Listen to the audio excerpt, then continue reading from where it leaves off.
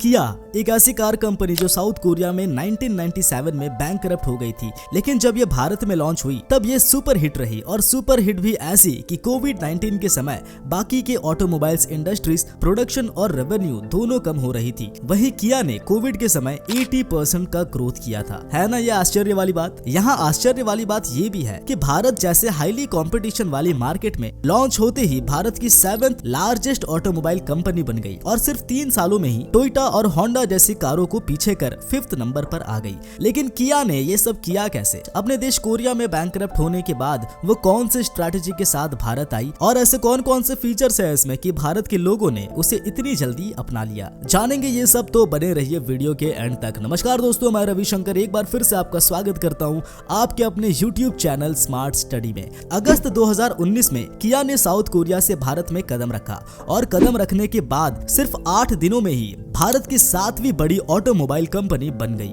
और यहाँ आने के बाद सिर्फ 11 महीनों में ही 1 लाख कार सेल करके कम समय में सबसे ज्यादा कार सेल करने वाली कंपनी बन गई। 19 मई 2017 को किया ने अपने कंपनी को किया इंडिया के नाम से भारत में आंध्र प्रदेश में अनंतपुरम डिस्ट्रिक्ट में 537 एकड़ में कार का मैन्युफैक्चरिंग प्लांट लगाया, जिसमें एनुअली 3 लाख कार प्रोड्यूस करने की कैपेसिटी है। किया ने इस प्लांट पर करीब $2 बिलियन खर्च किए और 2019 में अपनी पहली कार लॉन्च की, और लॉन्च होने के पहले ही दिन 6046 कार प्री बुकिंग हो गई। इंडियन ऑटोमोबाइल के इतिहास में ये पहली बार हुआ था कि किसी नए कंपनी की इतनी कार्स की बुकिंग पहले से ही हो गई हो। इसका पहला कारण किया की ऑटोमोबाइल के मार्केट को बारीकी से परखना था, और परख कर इंडियन यूथ के अकॉर्डिंग कार्स डिजाइन करना था। और जो दूसरा कारण था वो था SUV, क्योंकि जब किया की एंट्री हुई थी तब SUV कार्स लवर्स के बीच ज्यादा पॉपुलर हो रहा था।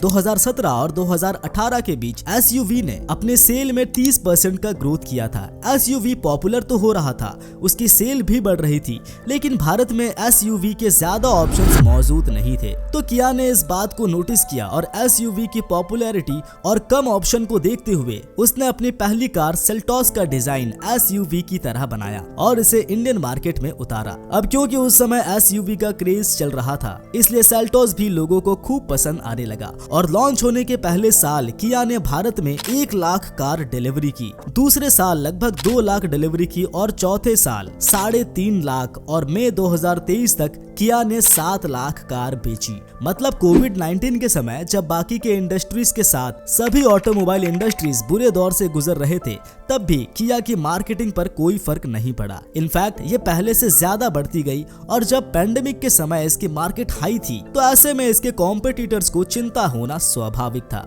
लेकिन किया को ऐसी कौन सी स्ट्रैटेजी मिल गई थी कि अपने कंट्री साउथ कोरिया में बैंकरप्ट होने के बाद भारत के लोगों ने उसे हिट बना दिया? जानेंगे उसके स्ट्रैटेजी को, लेकिन उसके पहले जानते हैं कि अपने देश में पॉपुलर होने के बाद भी किया बैंकरप्ट कैसे हो गया। तो किया मोटर्स की शुरुआत 1944 में क्योंगसुंग प्रिसिशन इंडस्ट्री के नाम से कोरिया में हुई थी। शुरुआती दौर में इस कंपनी में बाईसाइकिल पार्ट्स और स्टील ट्यूब्स बनाए जाते थे। वैसे ये बाईसाइकिल आज भी बनाती है, और कोरिया में वहाँ के सबसे बड़ी बाईसाइकिल मैन्युफैक्चर करने वाली कंपनी है।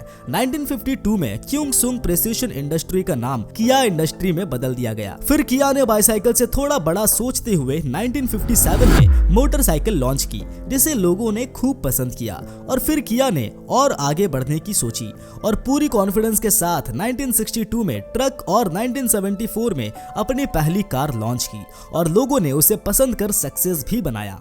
फिर किया ने अपने देश के बाहर पहले कतर और फिर अमेरिका और ऑस्ट्रेलिया जैसे देशों में अपने कार को एक्सपोर्ट करने लगी। लोगों ने इस कंपनी की किया प्राइड, किया स्पोर्टेज, किया सेफिया जैसे कार्स को खूब पसंद किया, और किया आगे बढ़ते हुए अपने कार को ग्लोबली एक्सपोर्ट करने लगी। यहाँ तक कि किया के लिए सब कुछ बहुत अच्छा चल रहा था। लेकिन फिर 1997 में एशिया में फाइनेंशियल क्राइसिस आया, जिसका असर किया की कार कंपनी पर भी पड़ा, और ऐसा पड़ा कि किया पूरी तरह बैंकरप्ट हो गई। इसके बाद किया को कई कंपनीज ने खरीदना चाहा, लेकिन फिर 1998 में हुंडई ने इसके 51% शेयर को एक्वायर कर लिया। आज हुंडई किया मोटर्स की पेरेंट कंपनी है, लेकिन वो दोनों अपने काम इंडिपेंडेंटली करते हैं। 1997 में किया मोटर्स बैंकरप्ट होने के बाद और फिर हुंडई से मिलने के बाद एक बार फिर से उठ खड़ी हुई, और अगले 2 दशक तक यूरोप और यूएस के मार्केट में छाई रही। अब यहाँ से किया अपने मार्केट को और ज्यादा बड़ा करना चाहती थी, और इसके लिए बड़े मार्केट में आ गई, यानी इंडियन मार्केट में। दोस्तों ये थी किया की शुरुआत से भारत पहुंचने की स्टोरी। अब जानते हैं भारत में इसके सक्सेस के पीछे की स्ट्रैटेजी। तो पहली स्ट्रैटेजी है रिसर्च। किया ने भारत में सक्सेस भले ही बहुत जल्दी हासिल कर ली हो, लेकिन अपनी स्ट्रैटेजी बनाने में कोई जल्दी नहीं की थी। उसने भारत में लॉन्च होने के 3 साल पहले से ही अपनी रिसर्च शुरू कर दी थी और इस रिसर्च के दौरान उसने भारत में ऑटोमोबाइल सेक्टर को अच्छे से परखा और लोगों की कार की पसंद और नापसंद को समझा।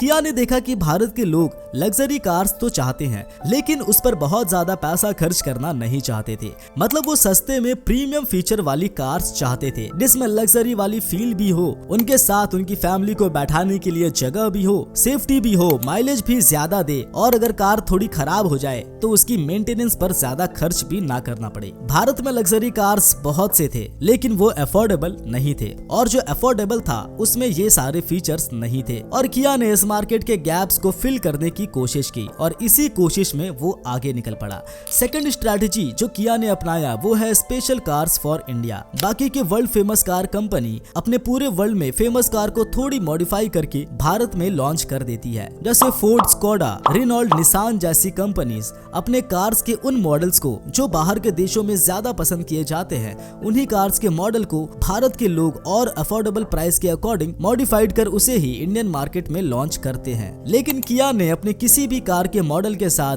ऐसा नहीं किया, जबकि किया के पास 2 फेमस मॉडल किया सोरेंटो और किया स्पोर्टेज पहले से ही अवेलेबल थी। लेकिन उसने भारत के कार लवर्स के पसंद को अच्छे से जाना और कार में कौन कौन से फीचर्स होनी चाहिए, कितना प्राइस होना चाहिए, इन सब को अच्छे से एनालाइज किया और फिर इंडिया के लिए अलग से कार डिजाइन किया और एक सबसे अलग model Kia Seltos SP2i Bharat में लॉन्च किया, जो पूरी तरह से नई थी। नई इसलिए थी क्योंकि किया ने सेल्टॉस SP2i में sun proof wireless charging, bass sound system, 360 degree camera, air purifier और वेंटिलेटेड सीट, इतने सारे फीचर्स दिए थे जो मोस्टली BMW और ऑडी जैसे महंगे कार्स में मिलते हैं।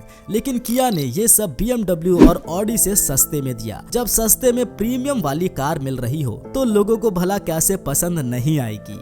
थर्ड जो किया ने रिसर्च किया वो है सर्विस सेंटर। किया ने इस बात को अच्छे से समझ लिया था कि हम भारत के लोग जब कार, बाइक और मोबाइल जैसे टेक्निकल प्रोडक्ट खरीदते हैं तो सबसे पहले ये चेक करते हैं कि उस प्रोडक्ट का नजदीक में सर्विस सेंटर है या नहीं, ताकि कल जब हमारे प्रोडक्ट में कोई गड़बड़ी हो जाए तो ठीक कराने के लिए हमें दर दर भटकना ना पड़े। और किया ने इस बात को सीरियसली लेते हुए सेल्टॉस को लॉन्च करने से पहले ही इंडिया के 160 शहरों में 192 सर्विस सेंटर पहले ही सेटअप कर दिया। इससे लोग इस बात को लेकर बेफिक्र हो गए कि कार खरीदने के बाद अगर कार में कोई प्रॉब्लम हुई तो उसकी सर्विस को लेकर कोई प्रॉब्लम नहीं आएगी। और आज पूरे भारत में किया के 339 टच पॉइंट यानी सर्विस सेंटर है। फोर्थ चीज जो किया ने ऑब्जर्व किया वो है इंडिया की तेजी से ग्रो करती ऑटोमोबाइल इंडस्ट्रीज। जैसे कि भारत यूथ से भरा हुआ कंट्री है, क्योंकि 66% पॉपुलेशन बिलो 35 ईयर्स है। अकॉर्डिंग टू गवर्नमेंट डेटा 2021 में 1000 लोगों में से 22 लोगों के पास कार थी, बट अकॉर्डिंग टू सर्वे 2025 में 1000 लोगों में 72 लोगों के पास कार होगी। और 2026 तक भारत का ऑटोमोबाइल इंडस्ट्रीज $300 बिलियन तक पहुंचने की उम्मीद थी। किया ने इन सब को नोटिस करके भारत के मार्केट में अपनी कार को लॉन्च किया। इसके अलावा किया के पास हुंडई की सारी स्ट्रैटेजी थी, क्योंकि हुंडई किया के 51% शेयर अपने पास रखती है और इंडियन ऑटोमोबाइल सेक्टर में सेकंड लार्जेस्ट कार मैन्युफैक्चरर्स के साथ टाटा और महिंद्रा से भी आगे है। हुंडई ने अपनी पोजीशन ऐसे ही नहीं हासिल किया, बल्कि ग्राउंड लेवल पर मेहनत कर कस्टमर के अनुसार मार्केटिंग की और इसी मार्केटिंग की स्ट्रैटेजी को उसने किया को दिया, जिसे फॉलो कर किया ने सक्सेस हासिल की। दोस्तों अगर आप इसी तरह जानना चाहते हैं मारुति ने सुजुकी से टाई अप क्यों किया था, तो इसके लिए आप ये वाला वीडियो देख सकते हैं। और दोस्तों कार की पसंद में आपकी कौन सी फेवरेट कार है ये हमें कमेंट्स में जरूर बताएं। ये वीडियो इन्फॉर्मेटिव लगा हो तो इसे लाइक करें, चैनल को सब्सक्राइब करें और अपने दोस्तों के साथ जरूर शेयर करें।